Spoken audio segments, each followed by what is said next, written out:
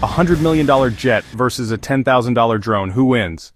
Modern fighter jets like the F-35 are stealthy, fast, and armed with high-tech missiles. But drones are cheap, small, and expendable.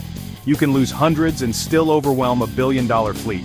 We've already seen in Ukraine, low-cost drones crippling tanks, air defenses, even aircraft on the ground. A fighter jet can destroy a drone, but is it worth firing a $1 million missile at a $10K target?